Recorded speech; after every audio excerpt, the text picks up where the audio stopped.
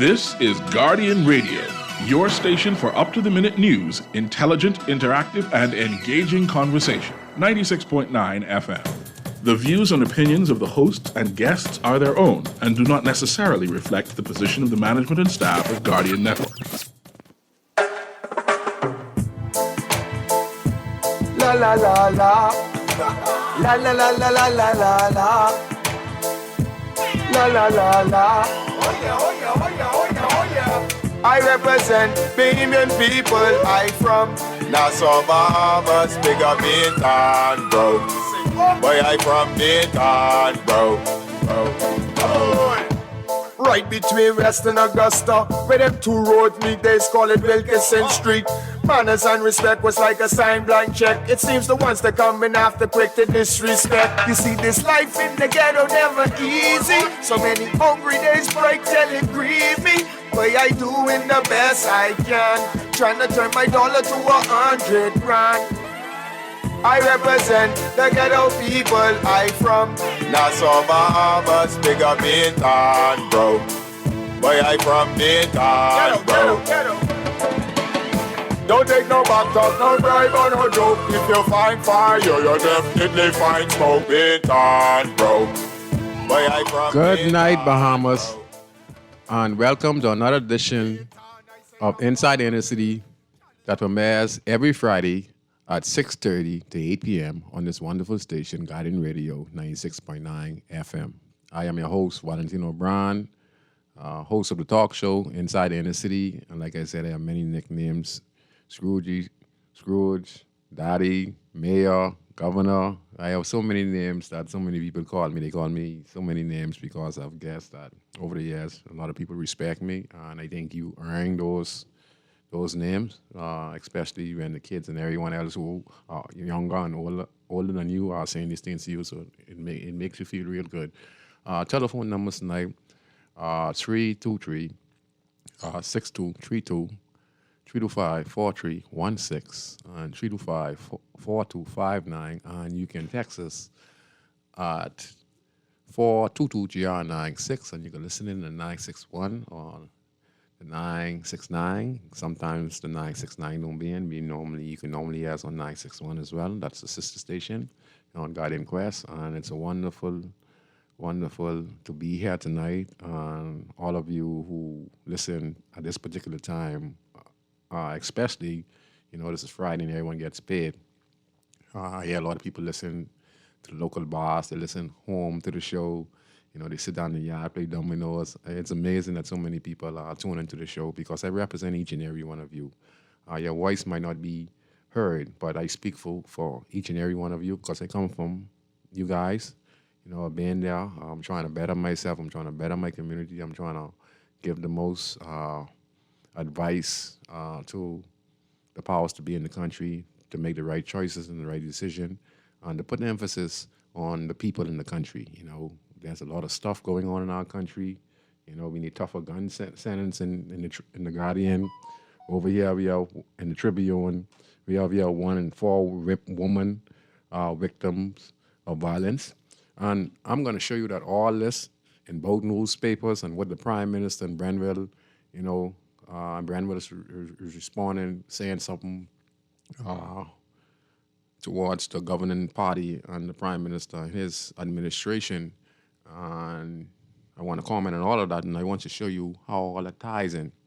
But this was what amazes me about this whole dilemma. I don't have a political party, okay?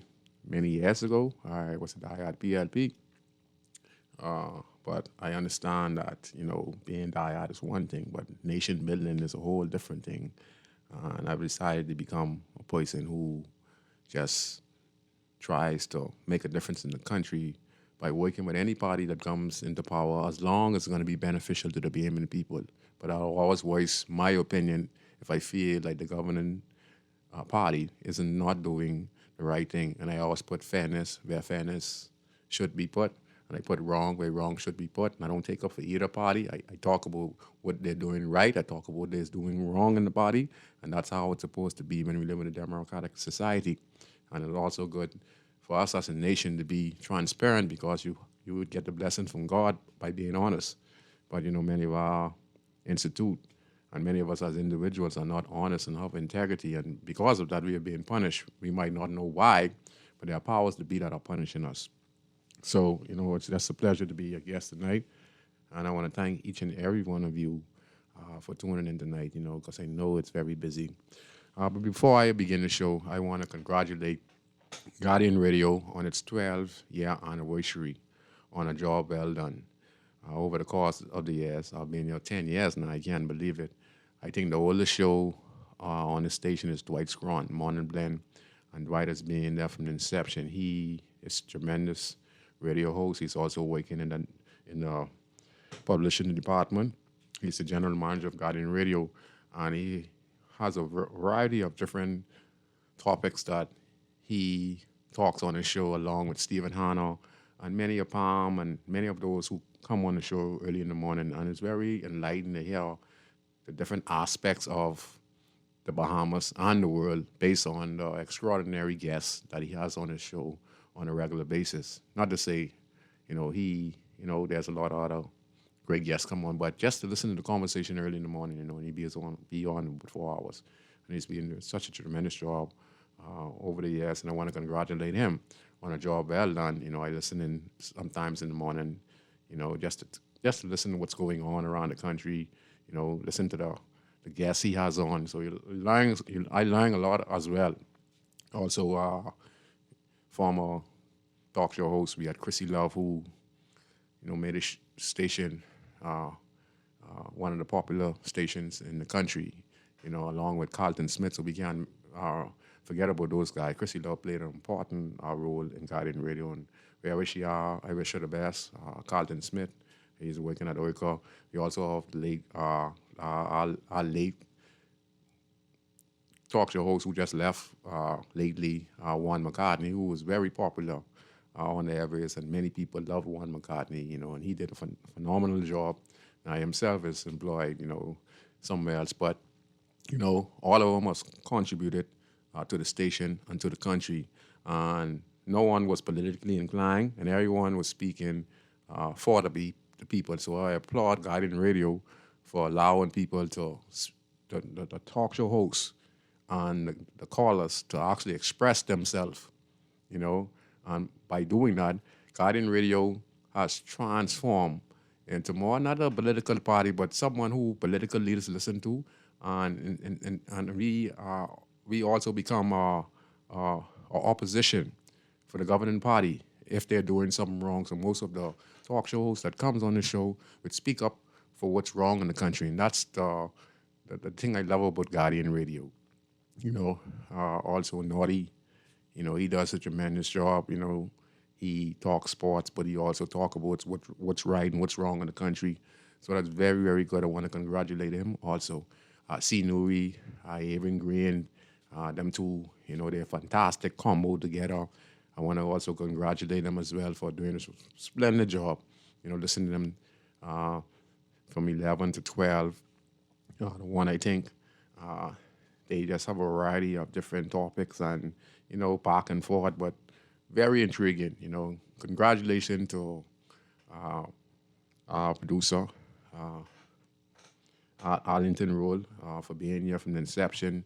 He, has also helped us, because without the producers, us as talk show hosts wouldn't stand a chance, Kermit, and etc. And to all the former employees of Guardian Radio, you guys are legends.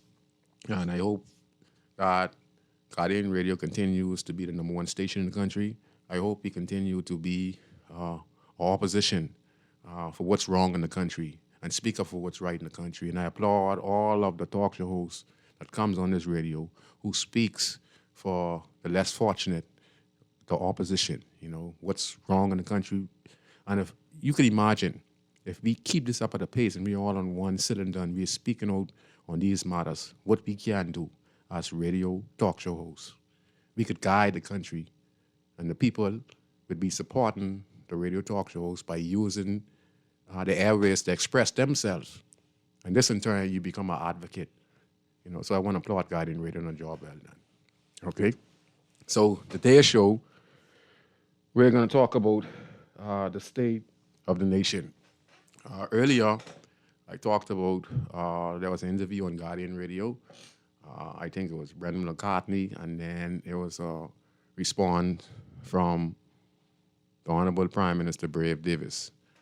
And what surprises me about one former parliamentary and one current Prime Minister is the fact that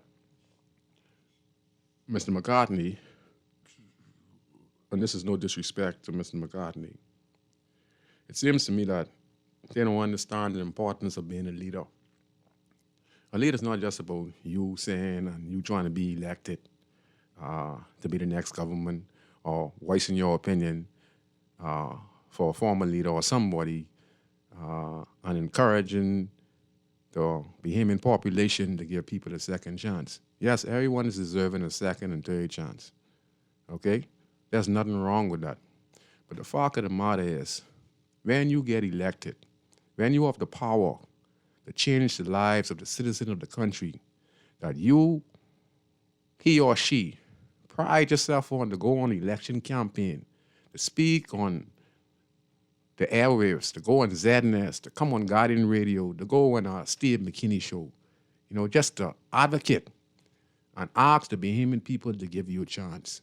But before you do all that, look at the fact that we have 100 murders per year in the last 15, 20 years. And before that, we had like 80-something and 70-something, and all were records.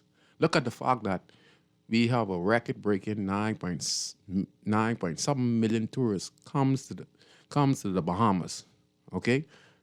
Record-breaking, we're on pace to probably break that this year, okay? And we have high unemployment in this country, okay? We have close to about 1,700 inmates at the prison. And we cannot break down the numbers percentage-wise because we're not doing the right thing. We have an old, updated hospital, over 70 years. And how many of us, who you politicians ask us to give you all a chance? And some of us are fool enough to be street generals and captains and start a consul just to get a contract. There's nothing wrong with that. But think about this picture, people. When your grandmother or your sister or someone in your family is sick, okay? When they arrive at the Princess Margaret Hospital, which is over 70 years of age, that's what I want Mr. McCartney and the Honorable Prime Minister to understand. This is no time to be playing no games with either you, Mr. Prime Minister, or you, Brendan McCartney, who had power, and you know the position, circumstances, the numbers, the statistics, or whatever you want to call it, that has been plaguing the Bahamian society for the last 45 to 50 years in this country. Okay? When my grandmother, Lavia's Brown, who is an honest, law-abiding citizen of the country before she passed away, when I used to go visit her by the Princess Margaret Hospital, when she got sick, before she passed away. And she had to sit in a gurney in the middle of the hospital and looking up at the light for hours, and there's no hospital bed. And that's not just my grandmother. Each and every one of you who listen to the show have a family member who was in hospital, who went through the same type of treatment. When we are one of the richest countries in the world, when we have outgrown the population of that hospital over 40 years ago, okay? Over 40 years ago, we had outgrown that hospital. And when our grandmothers and our mothers and our aunties on their dying bed have to sit down and go through that type of treatment that they have to go through at the Princess Margaret Hospital. And many of us get mad at the nurses and doctors, but we have to understand something too. They're overworked, underpaid, and unappreciated. All our money goes to politics. But the first line of defenders, like the nurses and the doctors and the garbage collectors and the teachers, they are underpaid in this country. So if they're underpaid and overworked, what you think is going to happen? Do you think they're going to be in a good mood and they do their best at the Princess Margaret Hospital when they're overwhelmed with different customers? Different patients coming to the hospital. Could you imagine a hospital that's been built over 70 years now, people? The population of the Bahamas around that time, I think the hospital was built in 1950-something. Okay? Think about this. It was built for a population, I think, close to over 100,000 people. And Wolf Road and certain places like Pinewood Garden and Yellow Ella Garden and these subdivisions that are around now, like Neil Ellis Estate and all these prior estate, they were not around. So the majority of people were living inside the perimeters. And then this new subdivision come. You could imagine putting a screen on the Princess Margaret Hospital. Then we have a high health issue on the way we eat. So we have diabetes now, we get cancer now, high blood pressure, So all these things now, we have at one hospital when the population has grown over 200 to 300,000 people. So how in the world, think about this, how in the world you expect the doctors and nurses and all those, that staff at that hospital to be able to deal with a lot of these problems they face at the hospital? Sometimes they leave all kind of surgical instruments inside the patients. That's because they are fatigued, overworked. And when you're overworked, you will make mistakes. We're seeing where patients have died at the Princess Margaret Hospital. You understand? And we wonder why. Because the nurse and the doctors are overworked because the hospital cannot deal with the volume of people that are going to the hospital on a regular basis. That's why there's no hospital bed. So I hear this administration saying that they're going to build a new hospital. I give them a thumbs up for that. So let me get back to what I was saying. That's why I don't be into these leaders. You understand? You all know what the problem was from day one. So, Mr. McCartney, with enough respect for you as a citizen, okay? Your brother got killed a few years ago, along with hundreds of Bahamians in this country. So you know exactly what's going on. And you're begging the Bahamian people to give the former Prime Minister, Hubert Alexander Minnis, a second chance. And then Mr. Prime Minister responds. So we're going to play this flick. Ali, you're going to play the flick, please? We're going to play this little flick. And then we're going to have a little conversation on this before we go to we need tougher gun sentence, because all this ties in. And then 1 in 4 women victims, one in every 4 women in the Bahamas are victims of violence. Go ahead, Mr. Roll. Days after former Democratic National Alliance leader Granville McCartney said Dr. Hubert Minnis should get a second shot as prime minister because his agenda was disrupted by COVID-19 and Hurricane Dorian, Prime Minister Philip Davis asserted he has also inherited challenges during his term, but his administration is working to overcome them. Look at what I've inherited when I came into office. I inherited a financial crisis. I inherited a health crisis. And of course, I inherited this old high cost of living crisis. And we're dealing with all of them. And I know they are baffled and confused by how we could have the successes that we've been having because of what we've done to help the least amongst us, like cutting taxes. VAT went from 12 to 10, like raising the minimum wage. McCartney, who served as a cabinet minister in the Ingram administration before resigning and leaving the Free National Movement to form the DNA, said he believes the Minnis administration can do a better job than the Davis administration. However, the prime minister told reporters his detractors are baffled by his government success. I know they are baffled by all those things, but at the end of the day, I'm not going to get in their business. What I do say is that we all dealt a particular hand. For example, you see the state of the drainage system in New Providence. It's been particularly on this side. This is what I've inherited. It has to be fixed. And this is not a now problem. This is a problem that you heard the internet speaking about. It's a decades of problem, many years. It's decrepit. I inherited a country that's that is at the brink of collapse of infrastructure. The hospital, which is 70 years old, right? The BPL and its challenges, where the grid is more than 40, 50 years old, and we have to find answers for these things. However, he said he's not complaining and his administration is up to the task. I'll meet the obligations I have discharged to the Bahamian people. The challenge I have that I've been struggling with is how I could do it without putting more burden on the Bahamian people. I've been successful so far, and I hope to continue to be, so I wouldn't burden the Bahamian people with having to respond to things that have been neglected over the last 40, 50 years. Reporting for the Guardian News Network, I'm Vonique Tude. It's just amazing. See, for me, if you ask me what type of person the Honorable Prime Minister is, I think Mr. Davis is a decent man. He's humble.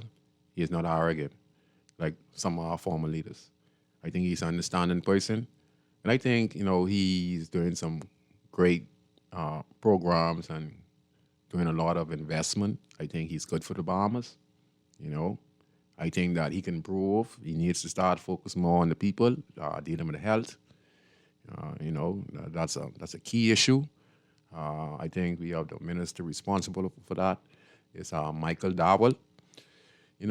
I think the problem is with government. I think they have the solutions, but I think that persons who inherit this Minister of Education, this Minister of Health, not saying that Mr. Dowell is not qualified. Even sometimes we have qualified persons in charge of departments still can't run it properly because some of them just can't work with people, And if you can't work with people, you know how we go as behaving people. If we can't work with you, we'll let you fail. Even though we can help you, we let you fail. And we seen that with past administration, we had human minister. He was doctor in health, and he was unable to really get anything going on at the Princess Margaret Hospital. That's supposed to be his key issue because he know the health crisis in the country when it comes to diabetes, when it comes to transmissible diseases. You're talking about cancer, you're talking about AIDS, you're talking about the AIDS virus, you're talking about sugar, you're talking about all kind of incurable disease which can't be treated properly in the country.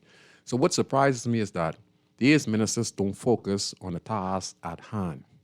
The first thing you do when you're the minister, there are a lot of available drugs out there for the Bahamian people. So there's a way you need to get the message out there to Bahamian people on a regular basis so that they come get the proper treatment. You understand? I think the biggest problem in this country is that we don't do what we're supposed to do when we have these positions. The Minister of Health is supposed to be on the TV with his staff every day telling the Bahamian people where you can go to get treatment, what you can do to improve your health after you come to the hospital. You have to talk about why you get diabetes and what you can do not to get diabetes. And if you have it, what is the treatment? See, we don't do that. And then some of these positions that we hold, like the Minister of Education, are given to some individuals who are not qualified for the job. And the thing is that we lose focus of what the agenda is. The agenda is we got to provide the best service for the Bahamian people. Because when we look at the statistics shows you we're number one in diabetes in this part of the world. We're up there, number one in cancer. We're up there with sugar. We're up there with incurable diseases. So when we are up there and we're closest to the U.S. and we have a health doctor and we have some of the health information available, what are we doing? We have a rundown hospital, with nurses overworked, underpaid. You understand? And like I said, to me, Brave Davis is doing a A-OK job. But when he's talking about inherit, so you ain't inherit crap. Let me just be the first to say this. I think you guys might win the next election again, but that don't mean it's a thing if you're not helping people the way you're supposed to help people. Not saying that you're not helping, sir. But right now in this country, right now, with high diabetes, high cancer, high unemployment, murders up 27% at this time. You understand? Infrastructure around the country, like you say, in the hospital, we're in critical condition. BPL, what's supposed to be in fixed more 50 years ago. Rising prices for the Bahamian people up and down. One day, your light bill, $25. Next week, $150. Huh? What's going on there? They're revoking your money. I can remember the last time, and Honorable Prime Minister Hubert Minnis, I think, when he did the background check at BPL, some major homes and some major companies who are affiliated with the government, party officials were running bills up to $80,000, $200,000, close to $1 million in light bill. And they were being write off. And I saw when in the newspaper minutes cut that off. And a lot of people went to pay their payback bill. What BPL was giving these people free lights. And this was the part of the government scheme. And then surcharge and increases in tax were going on the Bahamian people. So that means that's what they was doing. To make up the slack, they increase our light bill to make up the slack for the obligates who they're giving free light to, And this was in the newspaper. So this ain't nothing I talking, because when I read, I always remember things that I could look back on. I have a good memory. Sometimes I may get the numbers a little mixed up. Like I was saying with the financial sector last week, I think it was 173 million in the financial sector. But it could be anywhere into the billions, what we have in the financial sector. And many of us as Bahamian people don't even benefit from it. So yes, let me get back to what I was saying. So, yeah.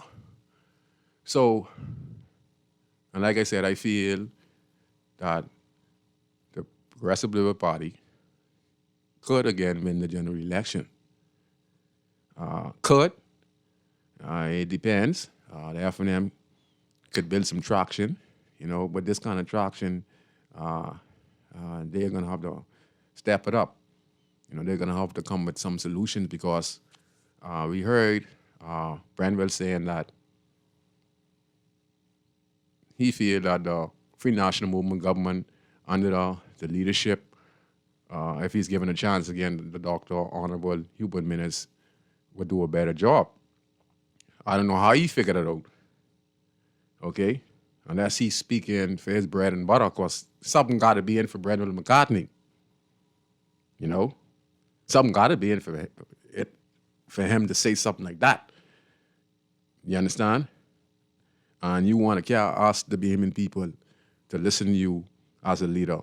So, you see the crisis the Bahamian people going through now. You think, even if Minnis was to become Prime Minister,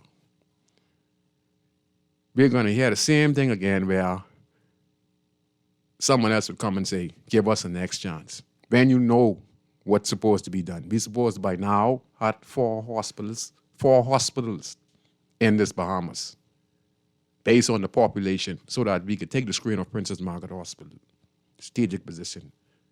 The Family Islands, supposed to have clinics.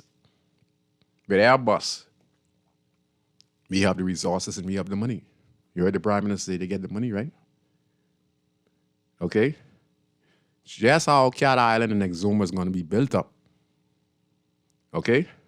Because the Deputy Prime Minister and Prime Minister have access to all government's department. They have access to land and survey. They have access to the Ministry of Works. So when the Prime Minister wants his project to be done, and then the majority of investors who know you're the Deputy Prime Minister and Prime Minister, they know that there's no red tape with you guys, because you're all in charge of all the government departments, and you two guys are working together. Now, I'm happy for Exuma, I'm happy for Cat Island, and I'm happy for Rocket Island, because they're going to be a new city for the residents to be entrepreneurs, business owners, homeowners, and then they have tourists, which we call customers in abundance. So they're going to open their business. That is great. They're going to have hospital. They're going to have A, B, and B. They're going to have helicopters. They're going to have ambulance. They're going to have fire trucks. You know? Populated islands in the country, we're supposed to have fire trucks. You understand? Watching on the news in Andres, so it was an accident. And they seen him in an ambulance. Are we crazy? And if it wasn't working. Roads. These things, anyone who running to be leaders of the country is supposed to know these things. You're supposed to have a person set up who's going to be the Minister of National Security. He know what needs to be done based on his experience and doing the research of the previous former national security, the one before that. Then you use the data and the information received from persons around the country, and then you know what to do as the Minister of National Security. You understand? Train in that way, and you continue. But what we do, we just put people in place, and we expect change when some of these people are not qualified for the job. So, Mr. McCartney, you're asking us, the Bahamian people, to give the former Prime Minister, Cuba Alexander, our minister, a second chance. And in doing so, you're saying that they could do a better job than the current government. And like I said, they are submitted for Mr. McCartney, probably a position, in the Free National Movement. And he wants to use his position and use the airwaves to encourage Bahamian people, which he has a right to. But the Bahamian people ain't playing that game no more because, listen, think about this. It could be you in the hospital today or tomorrow, and when it rain, the rain comes through the ceiling. Your taxpayers' money that you pay, your light bill, your water bill, your car license, your internet bill, your grocery, and when you go to the store, your VAT. Think about this. All that is paid for you to be treated with the most dignity and effectiveness at the Princess Margaret Hospital, at BPL, at any government corporation in the country. And you're supposed to have the best treatment. You call BPL, you have to go wait 15 minutes just to get a call. This is not the service we're asking for in this country, So, Mr. McCartney, all of this,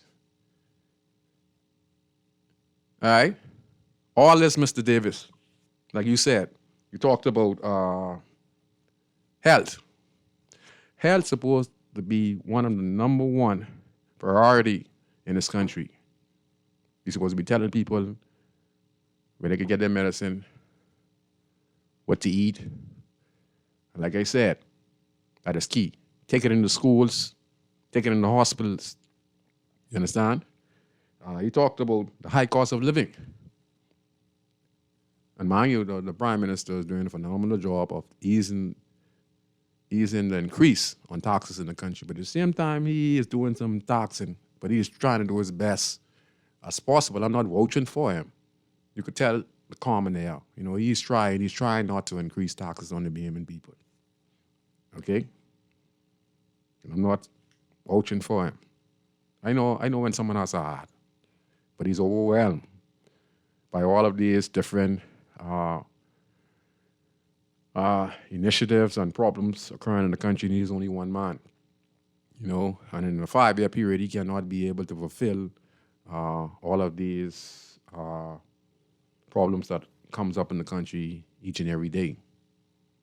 They were back and forth about the Bahamas Port Authority, saying that the government, the Port Authority owes the government close to $300 million, and the government is trying to find a way on how they can get this money. And then, it's a mixture of about $300 million, or it could be less than that. But the point of the matter is, how could you let a bill run up that's so high and then increase the taxes on the people? You could claim the same type of money from the Port Authority, and then you put this as a backup for the VAT. We have so many people over in the government money, but through their politically or affiliated, the government turns a blind eye and increase the taxes on the people. We have our airspace Glenn Martin did a wonderful job on negotiating that. Now we get it. Where's the money going for that? We have one of the largest ship registry in the world, where ships that are not even from the Bahamas, but are registered with the Bahamas flag.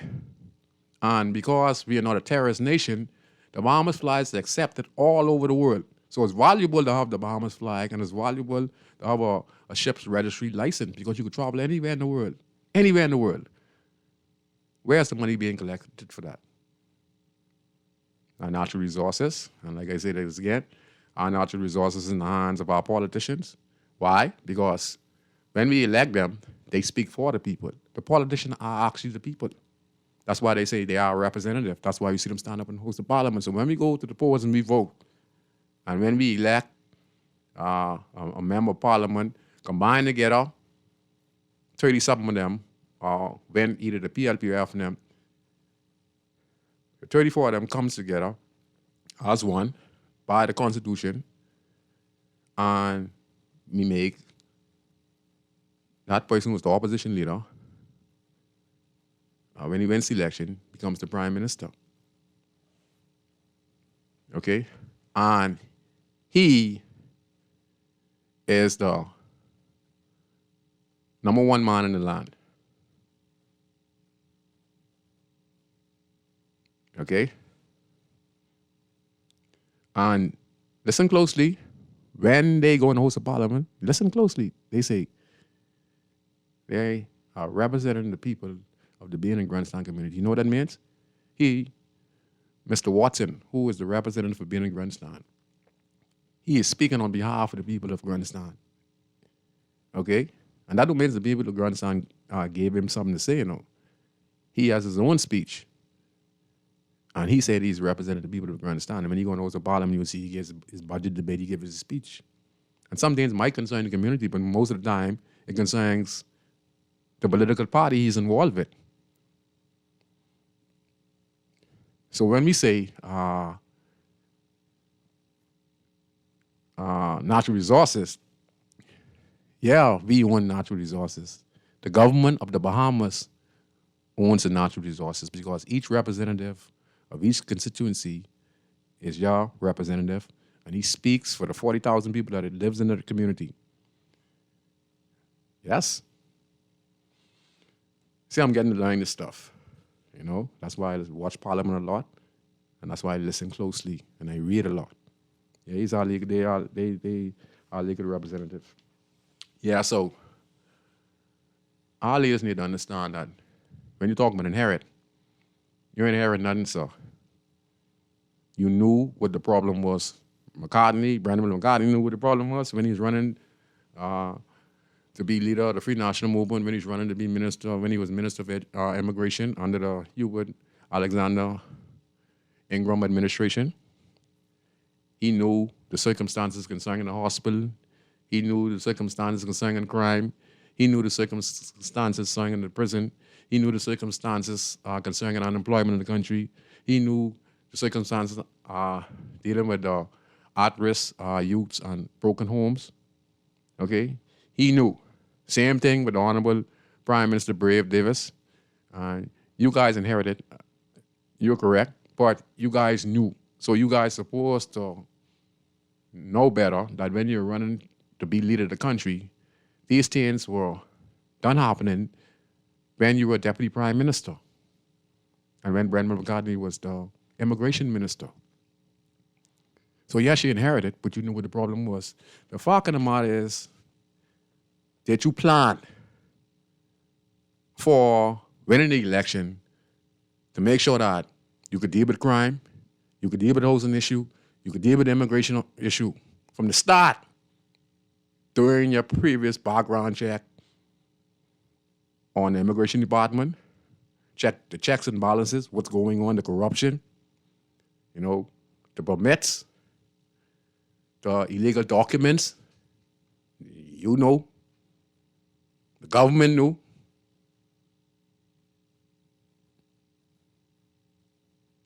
You guys knew.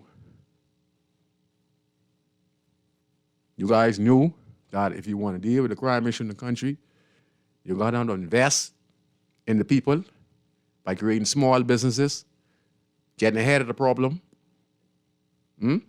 Okay. I'm going to talk about something else. He talked about the drainage problem that he inherited, the Honorable Prime Minister Brave Davis. And he said this is a decade-long problem. Where's the maintenance? What a sense you building roads, Hubert Alexander Ingram, he did the road works. He put down no drainage system. There's no maintenance on the drainage system. So they clog up.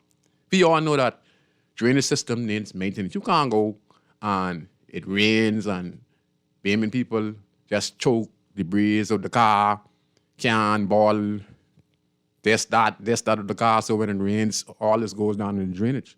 So this causes a clog because, we trying to get clean again, but most of us are nasty. We just drive and the thing of the car, but we don't know that this goes in the drainage system. But the government itself knew that you're supposed to have a maintenance problem. So how could we have a drainage problem, right? For decades with the Prime Minister staying, and he's dealing with that now. Yes, the Prime Minister is doing a fantastic job of dealing with the drainage system. You can see them on the streets. You can see people going in the ground and bringing up, I see a truckload of dirt out the drainage system around the country. So that's why a lot of flooding. But we're supposed to have a maintenance program in place. Just like BPL, the Bahamas has a lot of overgrown trees on the power line throughout Nassau, New Providence. In Jamaica, before the hurricane season, they sweep through Jamaica and they shave the trees and prepare them for the hurricane to make sure that when the hurricane comes, the trees don't fall down. But in the Bahamas, we have a lot of trees overlapping the lines and causing a lot of outage in the country. We're supposed to have BPL riding to the community and serving the area and doing a maintenance check and to make sure that the streets are clean of overgrown trees around the country. We're going to take this one call on Guardian Radio. Ali, we can take this one call, please. Go ahead, caller. Good day, how are you? I'm fine, sir. Good night, sir. Go ahead, sir. Mike, listen, you're talking about so many things that they don't tell us. Let me give you one case in point. They say salt is bad for us. The salt that, with the woman with the little rainbow, with the umbrella. The box report. If we produce the salt here and send it to the States and bring it back refined, you don't think we should make a little factory here and buy our salt and ban that salt would come from the States, since you're saying most of the Bahamians got high blood pressure from salt? I agree, sir. That would be the first thing I'd do. You could ban that salt, and where the people mine the salt in Meguana or wherever, you could take a payload full of that every hour, and they shouldn't say anything to you. Sir, just give me 1 second. Where's the Minister of Health speaking on this if this increased and gives you high blood pressure? Why does he speak on what you're saying right now? Go ahead. These are and they don't understand. The Bahamian public is becoming more and more educated. The next thing, you're talking about the health of the country and the children being obese now. You know what? The children, everybody's eating, most of the poor people now. Chips. The noodles. It has Chips no and noodles. substance in it. That's it, sir. You're right. Why don't you? If I love the people, they always tell you how they love you when during these rallies and all of that. Yes, sir. Go ahead, sir. Take the taxes off of those things, because you didn't grow them. So you had no input in it. And you're talking about feeding people because you want to feed all the children now in school. Mm-hmm. You get so big you want to feed all the children in school now. What about us just taking the taxes out of the vegetables and fruit and coming to this country? You'll be saving it because people will then be forced to eat more vegetables and fruit because they'll be able to afford it. And we have all these high diabetes and this and that. And this they are two simple things that the Minister of Health can do and the government can do. Yes. Simple stuff. They would not do that because I don't know what game they're playing every day. Next case in point. Go ahead, sir. Our debt is about how much now? They say what? 4 billion? No, I think the last time was 9 billion. A short 5. Let's go right, to 9. It was only 5. Okay. Listen. Okay. Who are these people we owe that are letting them owe them $9 billion? If somebody owe me $100, I want that. How come? This game they play is at such a high level and big people in it. These people we owe $9 billion who got to be gangsters because they're not legitimate people. They don't have no bank where this money is being banked, because if they go and put it in the bank, it'll be taxed and it'll be records of it. They can't never tell us who are these people. Then the next thing I found out from Mr. Lang on his show, the government go in when they have in their budget, midterm budget, to be in debt. Their whole idea is to be in debt more for some reason. Now, don't ask me, that's some accounting thing. They say we ain't got no sense. But if I got a house and I'm paying a mortgage on it, and if I get a little raise, I can put more on my house to bring the bill down. Of course, and make it shorter for me so I can get rid of my mortgage in a short period of time. So now, why I don't never hear anything about them putting $500 million on our bill? Because you can't continuously keep that. Now, and these bankers do like they don't have no sense. You can't continuously owe somebody and don't expect them to call their money in one day or kill you. What is this game they play at that such a high level that don't make? I mean, it don't make any sense because we're not in the game. But somebody's making millions every day. Next case in point, the bank. These people want you to put money in the bank, charge you to put it in, and charge you to take it out. Now, how much are the poor people who they just gave a raise to, made it now $250, can afford to put their money in the bank and lose almost $10 put it in? You already ain't making no money. Because you put it in and just cashing your check or getting money from your account, they charge you for that. Why did the government let the banks charge us? They put those kind of charges on us. I'll never understand. You're talking about a small little country that produces a lot of money, but it's all still going right out of the country. What kind of mathematicians we have, or politicians that are so blind they see not? I think they don't understand They suffering. understand because listen, I know 1 and 1 is +2. I mean, 1 + 1 is 2. 1 from 1 is 0. So, these are simple things that don't change. When are we going to start paying whoever? I just can't understand me owing somebody $9 billion. I can't get past that. And we don't know who they are. They always want to know what we're doing. When you turn on your switch, they know your light switch. If you buy a piece of property, they want to know. You build a house, they come and remeasure it just to make sure you build it the right size.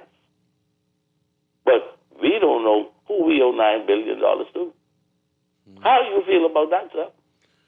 Well, I know it's going to be on the taxpayers' back. I know things is going to be extra tough for us, and we're going to do a lot of suffering. And the next thing, why would they do it in such a way that it's on the next 2 generations behind us? And what kills me is they always talking about they love us and God bless you at the end of the night. May God bless you. Well, you could hear from Granville McCartney and Brave. They was Now, going at it. McCartney, let me say this about him. Coming right now, call it so finish. So just call it finish. McCartney is a man that is liked by the public. So he don't need to use to go and get involved anybody for say. That's right. Pick your party and run in your area. That's right.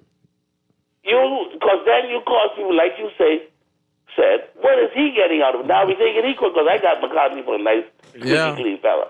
But when you see him speaking up like that, you know you get some type of agenda. You cause me to think now. Go ahead, sir. You cause me to think about you. But before that, Granville could run on his own because he's a well-liked fella. Yes, sir. And he shoots straight from the hip. So I don't know why now, like you say, what's in it for him? Next year, he's deputy. That's what it is. That's what it is in it for him. He want to be deputy prime minister. And they don't care if the government doing good or bad. They just want to get in there. And that's the problem in this country right now. Scrooge, every time I sit down and listen to these fellas play dollhouse in the House of Assembly, it aggravates me to see the time they waste and the foolishness they talk about. Yes, sir. And people out here die. Like you said, 2 simple things I gave you tonight. The salt. Yes, sir. We don't have to import no salt. No, sir. We can send enough salt to America when it's winter time, man. Do we have to import salt? No. force the people to get a little factory right down there to create employment. Yes, sir. And let them mine the salt, bag it. You don't even have to put it in a box. Because I go in the dock and buy it in a bag. Yes, sir. And the people will be forced to buy the cut down on the salt right there. That cut right down. Yes, sir. And drop the price on the fruit. Show me you love me. Don't tell me. Yes, sir. All this telling, talking, and then you want to tell me at the end of the speech, God bless you. Thank you very much, sir. Okay, good night. You did an awesome job. I love talking to you. So calling every time your words are always on cue, and you understand exactly what's going on in the country. And you speak for the BME people, so feel free to have a conversation. I forgot my 3 MRI machines. Okay, thank you very much. I can't understand why we don't have that. Now, that's another thing that irks me. Yes, sir. That means somebody independently is making all kind of money. Someone was private. Off the poor people. You got to go in Harbor Bay. Yes, sir. To get an MRI. Wow. You mean to tell me a country can have 3 if one place can have 1? Thank you. But there's no way you ain't got nobody to pick from. Yes, sir. You're so right. Thanks very much. If a German Shepherd run now, he's liable to win. Okay, thank you very much, sir. That's good. Enjoy your night. Let's take this next call. Caller, sorry for taking so long, but the caller was making so much sense. So go ahead. You're on Inside the Inner City of Garden Radio. You ever been in the hospital? You see how crowded the hospitals be every day? Yeah, excuse me, can you turn on your volume just a little bit, please? You see how crowded I saw all the bodies, all the food, all the bad food be happening. And see, a lot of behemoths on the back of the, you know, when you have to look in the back of the label. The label to see what's this and that. They don't look. Yes, in the ingredients. See what they get us at the pretty logo and this and that. So, you know? Yes. They see this and that, they're pretty, they say, yeah, this is expensive. But they're giving it to getting garbage. Yep. The other day I was inside the States. Man, I been in Costco. Mm-hmm. I said, if I used to live in the States and I don't need, I would have been, they would, the doctors in me not to be worrying with me, coming to them. Because all the food, all the nuts and the walnuts and everything you're talking about, little and nothing, where you're supposed to be, especially men. Mm. But over here, you go get some walnuts and almond and everything and all that, man, you pay. And that's what they doing now. They take it, they cutting the bag open and pour it in the container and charge you $3. Just as much as they pay for the bag. The cost of living is too expensive in the country, in the Bahamas. Yeah, so you know when the world begins, just think it. They want us to be sick and everything and all that. Right now, I have to go to the doctor right now to see the doctor for a couple, 1-2 minutes. That's $255. Wow. Just to tell me something about my arm. Wow. You understand about? Yes, sir. Yeah, brother. So it's a monopoly around this. You know, and you see what's happening now, right? They having the expo now, the agriculture expo. Yes, sir. When we can come together now to have a real, where we could grow our own food. They have this little small little this and that. People only go and just to grow food just to put in the fridge. Yeah. We need to supply everyone. That's right. You know, you understand? That little expo don't make no sense. Every year they have a little expo where people bring 4 or 5 plants. Wow, I can comment when you finish. Go ahead. You know what I mean? Let's grow. See, I used to do my little growing too and everything, and my little pepper and everything and all that. But I willing to go and help and be on the side of the country and help us be one of the farmers them and try to help push. But they don't want that. They want because they want the. You know why they don't want us to grow our food? Because that's where customs win the duty. They won't have no money coming in. Mm. So that's why we have to bring in everything. So that's where they get the duty, and you know what I mean? Yes, that's where the money out of. Yes, sir. But we really got to look at this country, and the BMN people, they ain't seeing what's going on. No. Every day, someone or your family, loved one, diabetic. Well, I have a family, you know, he's on dialysis machine and everything and all that, diabetic, yes, this and that and all that. I mean, you know, we gotta start from now. From eating all them noodles and all them soup. They need to ban all of them things. Yes, sir. I agree. In Europe, they don't allow the food to come in their country. You know, they eat healthy. They have healthy food come in the country, especially Russia as well. They're growing their fruits and vegetables healthy from the ground. No chemicals, no nothing. The schools and thing and all that, they need to ban because a lot of them schools, when I pick my little girl up from school, she always coming over there with little popsicle and daddy over here doing it. And they, no man, the schools is starting these kids them off from small. That's why it's so hard for me to break in eat properly. Yeah. Hey, The school. Carly, you're making so much good sense. I was going to comment on that. When we were younger, they used to have the farms come to the schools, and they used to give us orange, watermelon, pineapple when they had the expo. And all the students in the school used to eat fruits on a regular basis every time they come to the schools. Nowadays, they don't do that no more. That was our lunch and stuff like that. We had orange and stuff like that. More candy. Candy, chips and Capri Suns. A bunch of, we see cut back in the day and all that, but they're seeing some different now. Yeah, everything is different. Artificial. They're artificial. Diabetic too early. Yes. That's why we have some kids at the age of 9 and 10 having are diabetic, you saying, and having sugar and stuff and high blood pressure. Yeah. Yes, you're right. That's why we're causing the problem. Yes, sir. You're right. Once we fix that, we will be all right. You know what I mean? For long, we need that because the future is looking bright, man. Everyone just getting sickened. Cancer, this and that and all that, man. Caller, I don't know who you are. But earlier in the show when they said that people who have the position in the country, they don't have the knowledge. You see, you were just a regular young man who done study the health system, and you already know the solution to the country's problem. You're already saying that we need to put proper healthy foods in the schools and make sure that we can eat healthy and ban certain food. You already solved the country's health problem. You understand? They're saying, why is not Dr. Darwell, who is the Minister of Health, can come up with the good suggestions like what you just mentioned? It's now simple as those two advice you give just now, which you just give just now. Yeah. It's the solution we need for the country. Yeah, man, because if we can start from small. You know what I mean? We eat beets and things and all of these children, man, I can force them to eat, my daughter to eat certain food and thing and all, and then every time we pass Wendy's and McDonald's, they want McDonald's, I want Wendy's. It's Dr. Hey, you see they carry the price up. Dr. Sands carry up the remember McDonald's thing used to be cheap. Yes, sir. And they carry the duty and bought everything upon them so the people will stop eating. Man, the people continue to down the line some extra long. Yeah. They extra long now. The price them to almost $15 for sandwich, man. People themselves go on the line for that bamboo shot them and all that. Yeah, and then so he would, what are this? They shouldn't eat cheaper than even in the change set. Yeah. You're making some good points, brother. But I advise before I go, I advise everyone to buy one air fryer. Because I like the air fryer. Yes, sir. Buy an air fryer and everything and all and do your food in there, man. That's what I do. Yes, I even fry my fish inside that. Yes, sir. Yeah, man. Some good advice. All right, some good advice you gave tonight. You talked about your family members, in the hospital and stuff, diabetic and stuff like that. Listen to this. Doesn't make sense to know that we are number one diabetes, we have high cancer, we have a lot of incurable diseases. All starts from the food that we eat. And the sex, the way how we have unprotected sex with multiple partners in the country, and then we're eating wrong, getting cancer, and we have all of the technology, we have all information. Why is not Dr. Darwell, right, who's in charge of the Ministry of Health under the Davis administration? And the Davis administration, the Prime Minister spoke and said that, he inherited a health problem.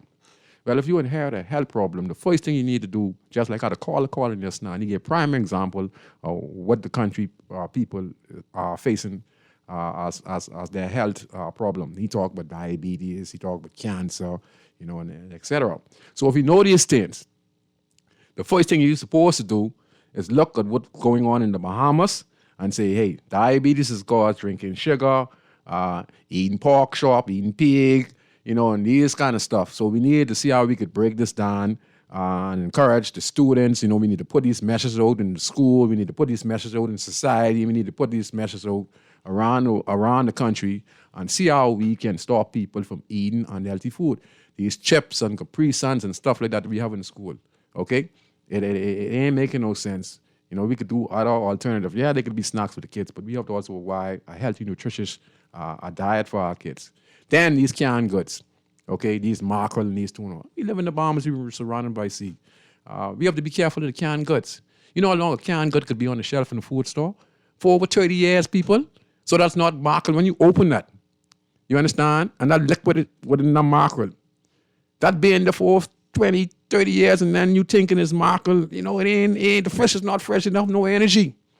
And there's certain preservative in that when you go and you cook that goes in the system and give you all kind of other disease. We have to find out, this is the Bahamas, we got fish, we could do our own fresh fish, do our fresh tuna, Why we want to help tilapia with the shit fish name?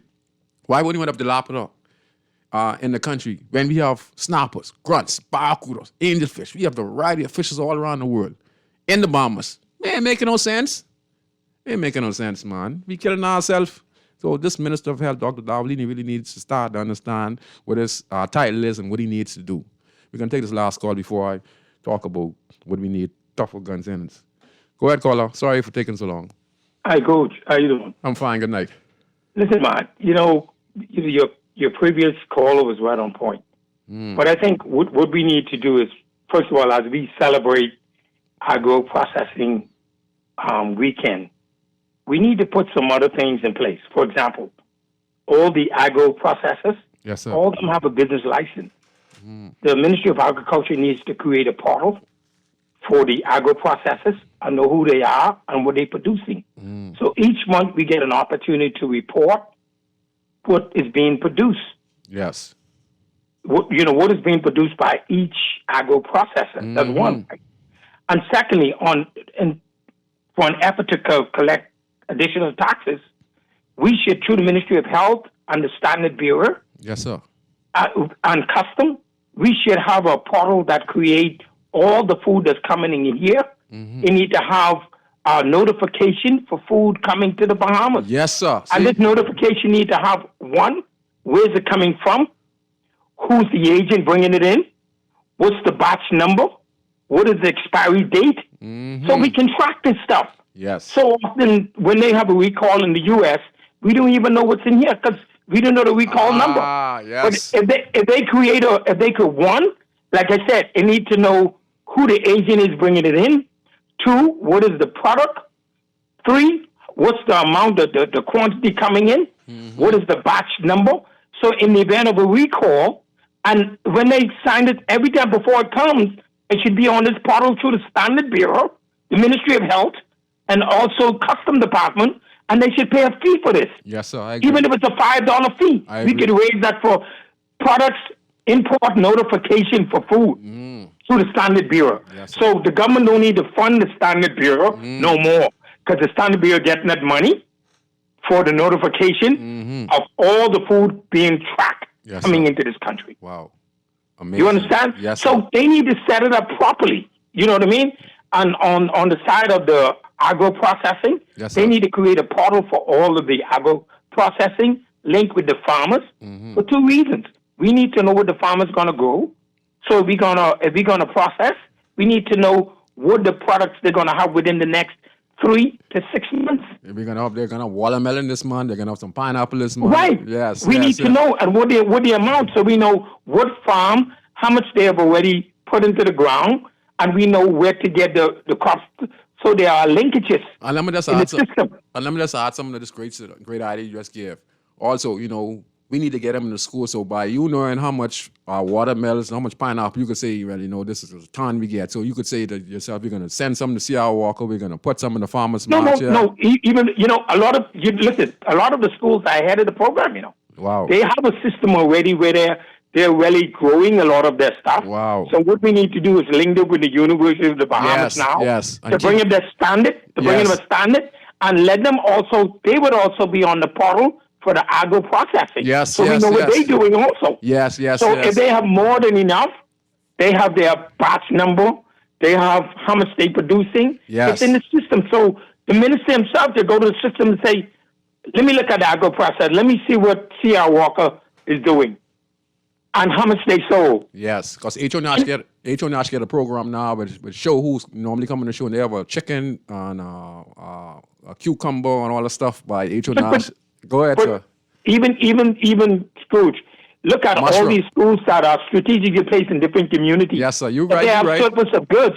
Then now we can link them to the Urban Renewal Center for people who have needs that they can subsidize or buy them from the school. And the school now generating money that they can help themselves. Yes, and then if we could add some produce, exchange places in the city community that just sells these fruits so that they don't go to waste when the farmer get them. The government could buy them and you could buy them privately, and then you have a spot inside the inner city community that disperse them at a cheap price to those who want pineapple, watermelon, and the abundance. No, but what I'm saying, through the urban renewal center, right? Yes. If we have all our senior citizens registered to there, or people who in need registered to there, we have a system where we know who they are. Yes. And we can get products and food to these people through the various programs. Yes. Because the school is strategically located in an area.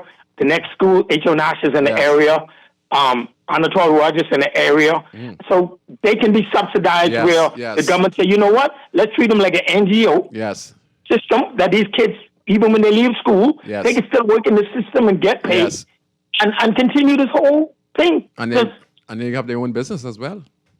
Serving the community. Yes, I agree. They can be processing their own brand, but they're also giving back to the community through the program. And people who know how important watermelon is, when you're in the hospital, the first thing they tell you, what is water? Watermelon is actually real water, Bro, that's for the circulation, bro. That's for the circulation. Listen to me. Anyone who been in the hospital knows that the number one thing you could possibly eat to give you some strength and energy is watermelon. That's why we need them with abundance in the country. Yeah.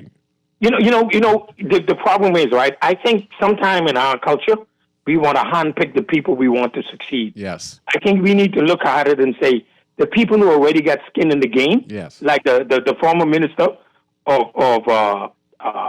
he used to say, man, we want to support people who got skin in the game. Yes. You can't just pick anyone up and say, we want this person to succeed over the person who already out there. Yes.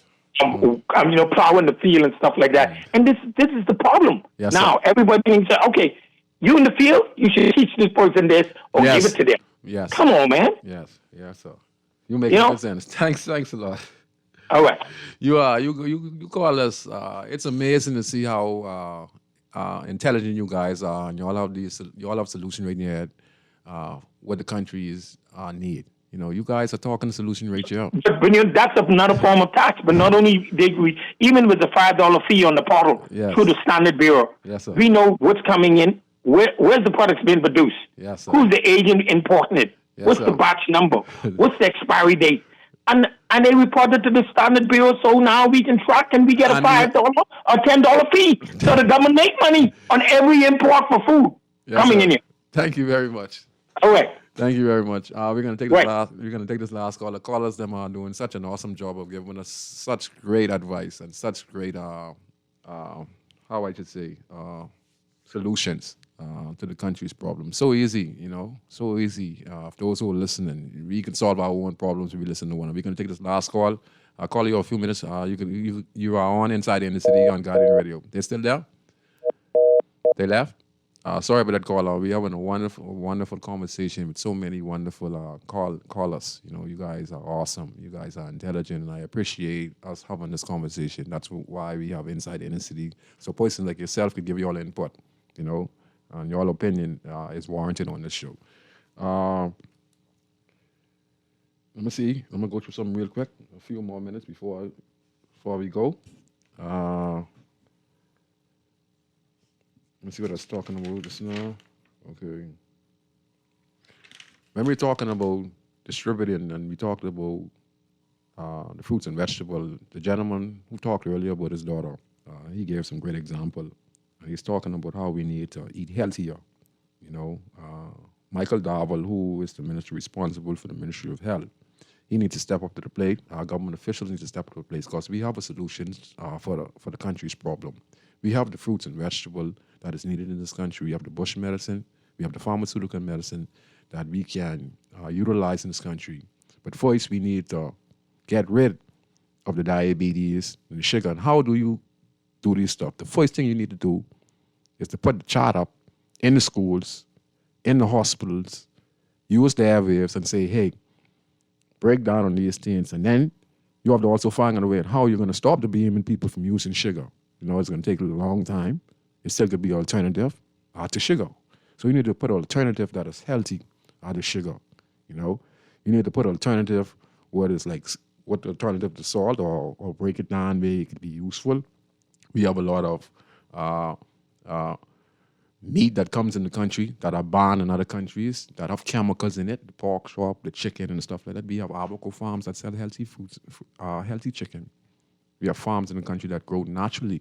Why not just send our resources to these and encourage other BMNs in the country to start open their own chicken farm to grow natural. My cousin Dexter always talk about us, even though we have Bomsey.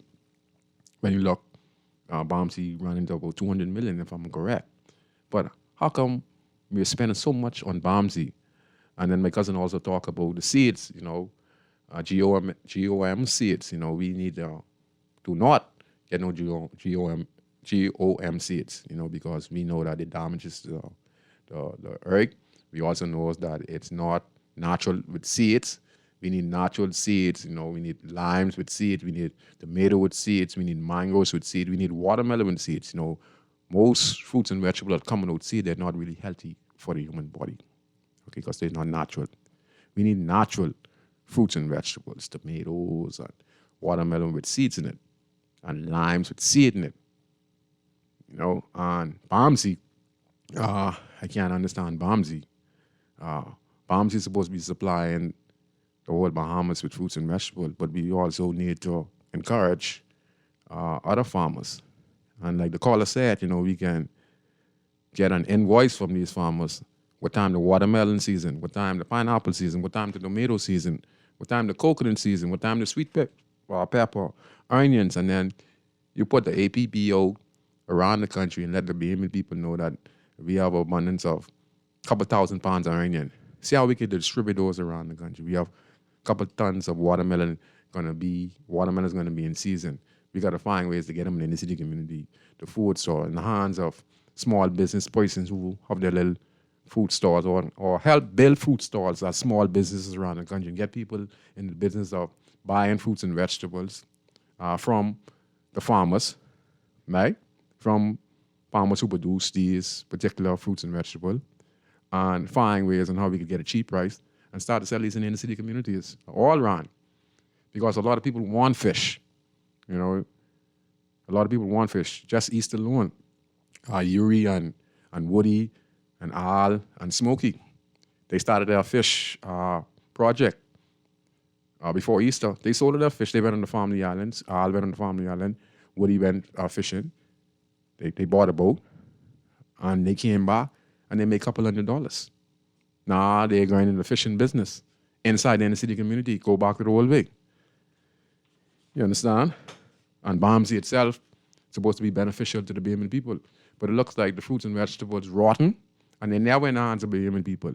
The COVID-19 proves that the first defense against the COVID-19 is the immune system. And if you have a strong immune system, you have to eat healthy. That means eating proper fruits, minerals, vitamins, and combine the pineapple, the watermelon, the sour, the cabbage, the carrots, the pepper, bell pepper, the canap, the dilly, the soursop, all these things right there that we have in the Bahamas, these are the number one cure for incurable diseases in the country. The number one cure for cancer is soursop. Okay? All right? We're going to take this one call real quick. Caller, we're going to give you about 3 minutes, but I just want you to get in. Go ahead, caller. Yes, I appreciate that, Scrooge. Everything all right? Yes, sir. Good night. Yeah, man.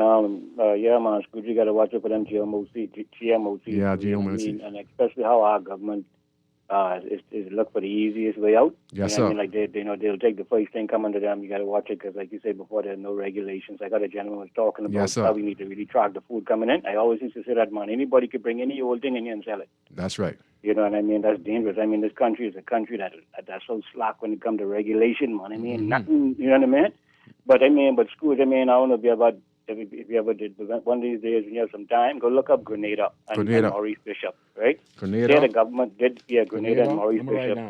They're the government down there. And I mean, their government was about educating the masses on better nutrition. Yes, right? Sir. They even had people going around teaching people. Yeah. Okay, yes, go ahead. Go ahead.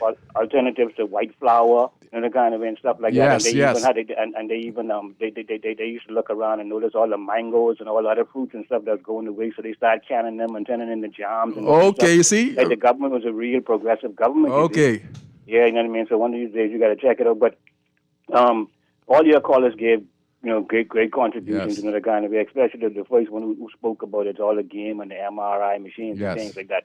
Scrooge, I mean, how you spoke about the hospital, but I mean, that's a reality. There's one thing we need to get straight is the hospital, man. You know what I mean? And early today, I told Howard on the show that wherever there's a lack, you have to look at who's picking up the slack. Like how the gentleman was saying. So seeing that when the government, like how the government doesn't have MRI machines or dialysis machines or whatever type machines, somebody else got them. Yep. You know what I mean? And they got some kind of, and chances are they have some kind of contract with the government. You know what I mean? Where the government pay them monthly or whatever. We catching on all this stuff. You see, we catching on. Listen, we can't be having, listen, Scrooge, listen, healthcare, Scrooge, is supposed to be something that every human being is supposed to have. And they're supposed to have it at the level that they needed at. You see, Cuba's a proper example of good governance too. You know what I mean? Cuba was in a position where they were able to export doctors, and Cuba's a country who did it under circumstances. But you say they're communists? But they say they're communists. They was under all kind of sanctions and embargoes, but they were still able to, you know what I mean? And they get the best doctors in the world. You know what I mean? They look out for the necessities of the human being. Yes. You understand? And there's no reason why we can't have that. You know what I mean? We right now, maybe not too far away or whatever, we are better off economically, etc. But look at us, man. When it comes to healthcare, we got to go to Cuba. Yeah. You understand where I'm coming from? Yes. So like I say, man, we have to put an end to this nonsense, man, because like the first caller said, it's all a game. Yeah. You know what I mean? Because when you look at it, it makes no sense. No, it makes no sense. Kind of way. So somebody got to be profiting from all of this nonsense. You know what I mean? Because it's either you can do it, Scrooge, or you don't want to do it. You know what I mean? Yes. And like you say, we tired of our politicians talking from a perspective where they powerless. You know what I mean? Like where they say, oh, the problem is this, and the problem is that. The house is burning down. The house is burning down. We don't want to hear that, baby. We want to hear where you can get this water from. Yes, you know what I mean? We don't want you to reiterate the problem. That's for us to do. That's for us to do. We're supposed to come to you and tell you what the problem is, and you're supposed to say, okay, this is the solution. And if you can't find a solution, man, you need to come from man. Keep your mouth quiet. So look, Scrooge, look, I can go right now, but Scrooge, I like how you be talking, man. You know what I mean? And see, we need people, because, man, like real men would not sit back and allow people, like leaders like that, to do that to what they're doing to us. You understand? You know what I mean? Real men would not allow that to happen. You understand? You can't sit back and allow people to be doing this thing. No, using us to get what they want, and when they get there, they need the next 5 years. No, sir. We can't. Peace, love, and respect. Dude. Thank you very much. Peace, love, and respect. Thank you very much. You guys did a wonderful job here tonight. All the callers, you guys did a wonderful job. I want you all to feel free when I have this conversation. You be a part of this conversation because you're the ones who are going to make change in the country. Because I could start the conversation, but I want people to see the response of the general public out there who are listening and could agree on the topic we're having. I'm not saying I'm always right, but the majority of the time, you guys give your input based on the conversation. That means we all concerned what's going on in the country. Remember this, PLP, FNM, and DNA. Listen to me.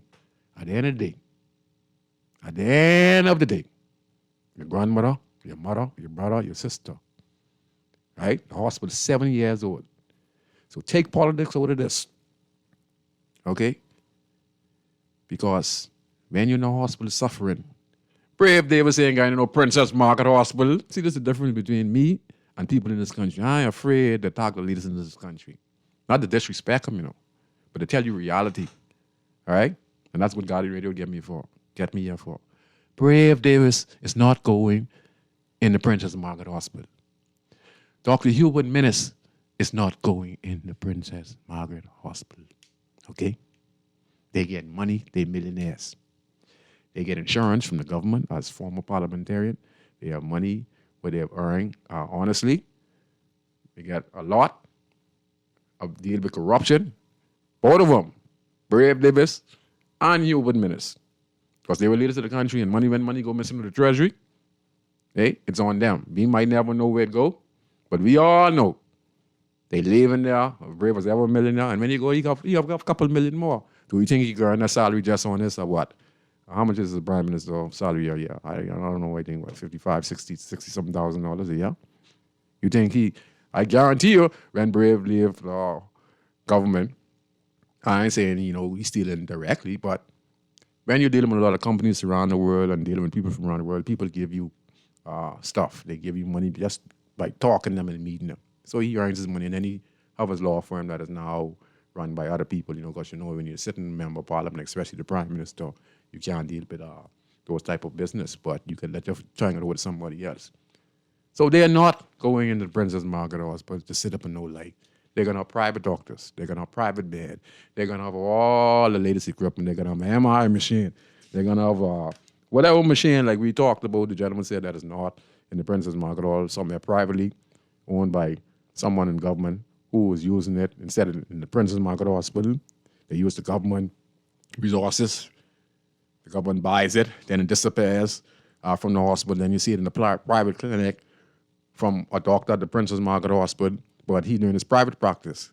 And files go missing, machine goes missing, the MRI machine goes missing, the dialysis machine goes missing, and then it is private for him. And he's using the BMN taxpayers' money. They steal the equipment, and then they put it in their private practice. Then they charge the BMN people, the same people who they say they love and care for, to come and use the MRI machine when we don't even have none in the Princess Margaret Hospital, no dialysis machine, and we are one of the richest countries in the world. You think I got time to be in Brandon McCartney? Sometimes I wish I could curse on this radio, You understand? And I'm sorry for saying it to the general public like that, but there's no time to be playing with people's lives, man. You understand? There's time to get this country going in the right direction. And this ain't going in the right direction if people like Mr. McCartney trying to speak for his bread and butter when he's supposed to be a decent man. But he wanted to speak for Hubert Alexander Minutes. Yeah, he had challenges with the COVID-19. Yes, he had challenges with Hurricane Dorian. But he had help from two former prime ministers get the burden of him. The man was too cocky and too arrogant as a leader. Too disrespectful to the BMN people. You understand? I ain't against him. But it's your actions that proves that if you should deserve the second time. What you mean give him a second chance to do what? Huh? You don't think the BMN people were suffering? Huh? Huh? So give him a second chance to do what? To do what? Huh? I wonder what he's gonna do.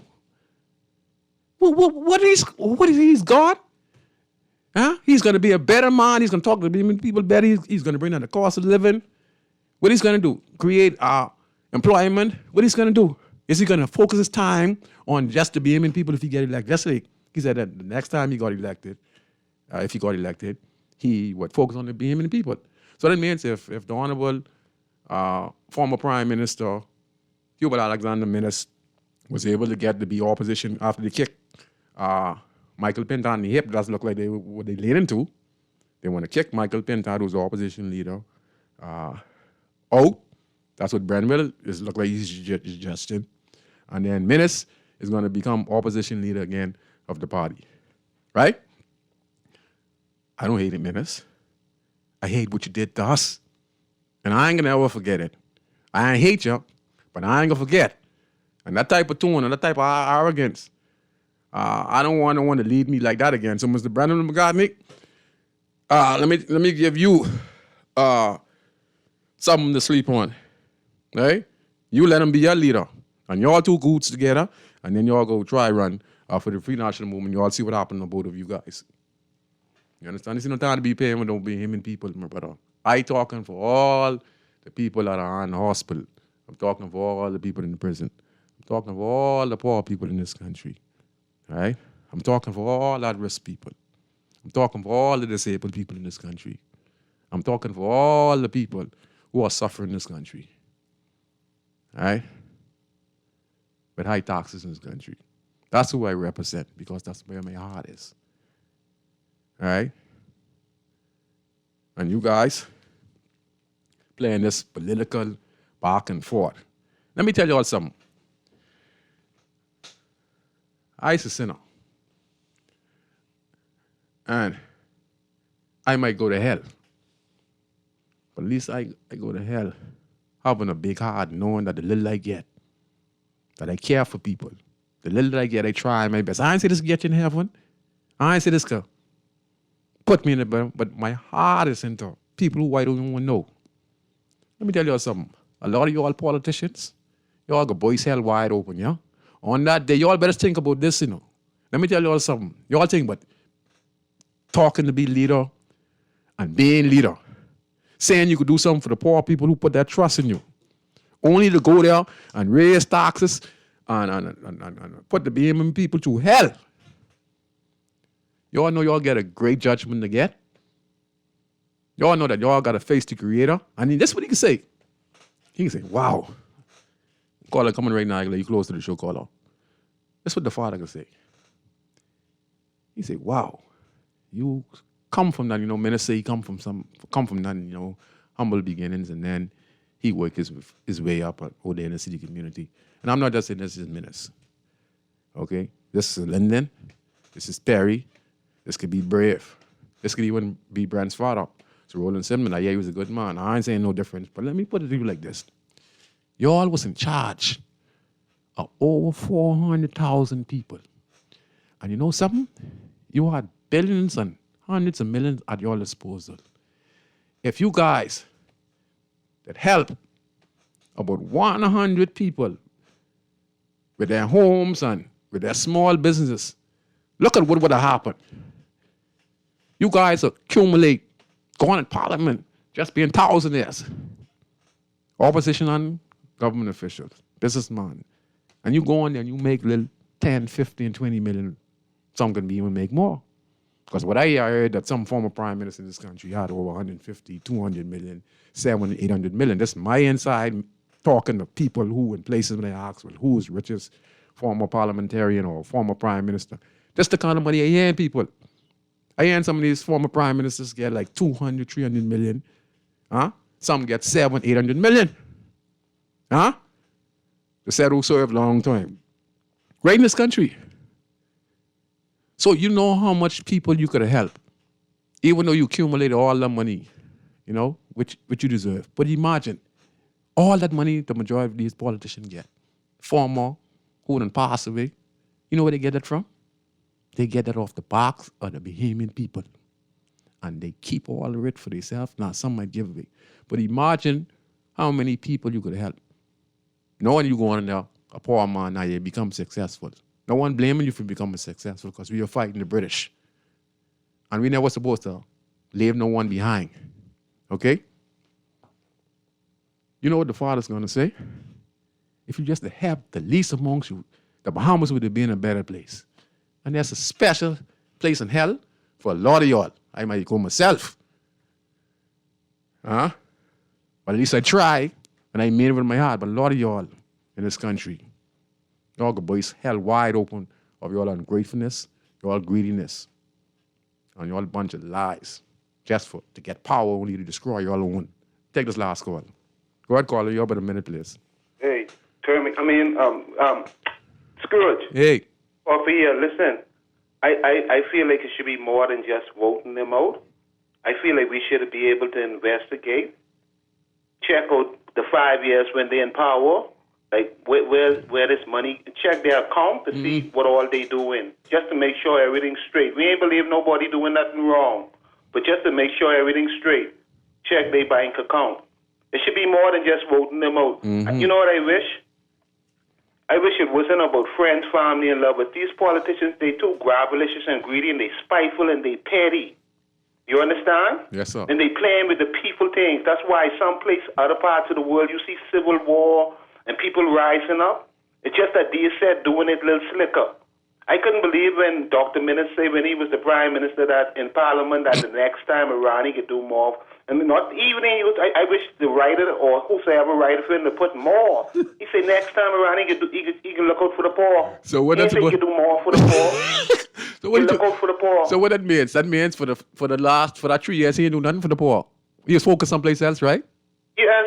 So he said it was over his own mode, right, Papa? One of the things that I like the breakfast program, I thought it was in all the schools, but they sound like they still do. Yeah, that's a good program. A pilot program. I think that was a good thing. Yeah. This rent-to-own thing with the rent-to-own that's a good thing. And stuff, people could rent and own their own property and house. Yes, that's a good thing. I think it's a good thing also. Yeah. But I wish the poor people could rise up. I know people say the COI is a bunch of crazy people and different things like that, right? But we get smart people in power who rough shorting over us. I mean, they just doing what they want to do and smiling up, and we can't do nothing. All we do is just keep voting them out. Their bank account getting big whilst we hungry We losing our homes. We losing it. We can't do for our children what they doing for their children.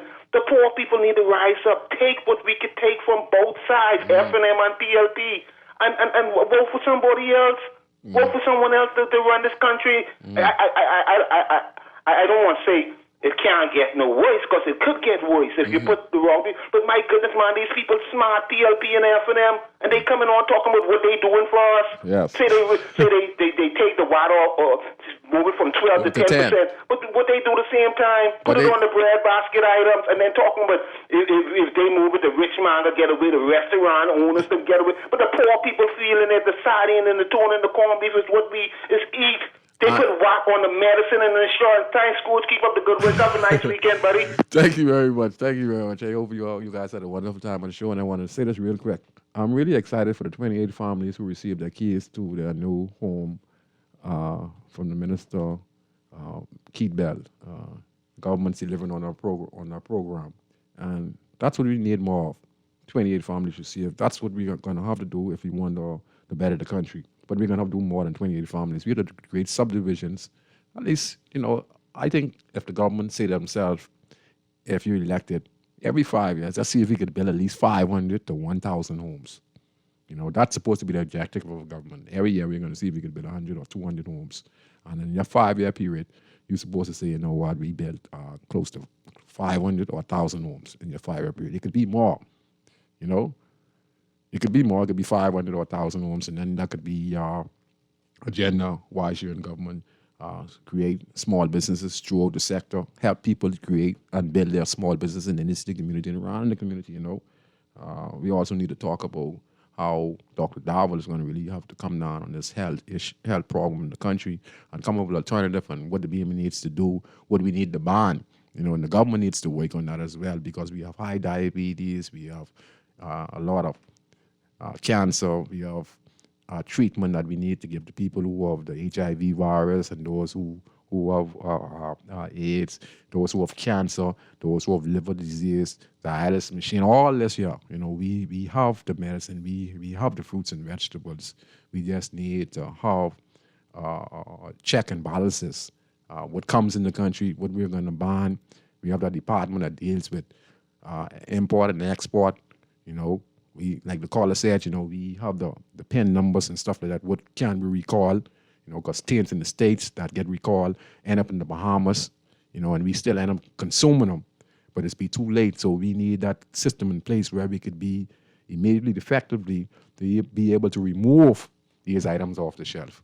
But in the meantime, we need to grow healthy food. We need to encourage our farmers. We need to teach our kids how to eat healthy. We need to ban certain canned goods in the country. Like I said, those preservatives, some of those stuff, are not good for consumption. Let me just explain it to you. So, go fishing, grow your fruits and vegetables, and try your best to eat healthy.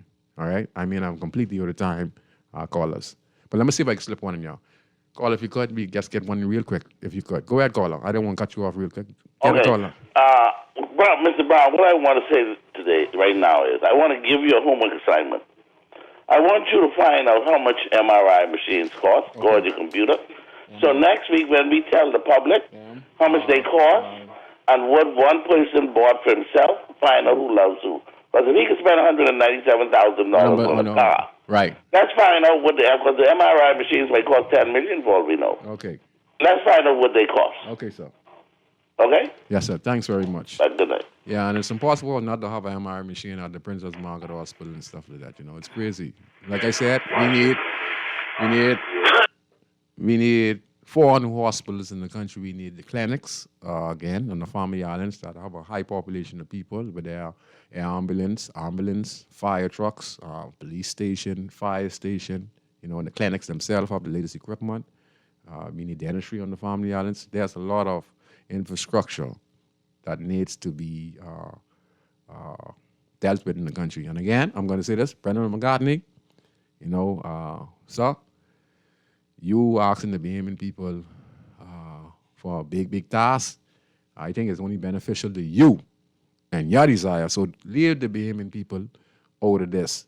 And to the Prime Minister, sir, You talking about you inherit? Yes, sir, you inherit. Yes, sir. But you know way a long time ago the conditions of the healthcare system, the hospital, the unemployment, the crime, all that. You know about all that, sir. So you're supposed to have preparation in place. Okay? You're doing a fantastic job. Your government might win in the next general election. If Brenwell want to insist that Dr. Human Menace needs the oaths, Michael Pentard, I don't see the Free National Movement going nowhere because honestly speaking, a lot of people don't even remember and don't want to hear nothing but Dr. Hubert Alexander Menace no more in this life. So Mr. Brenwell McGartney, if you're looking for us to buy into that, well, good luck to you.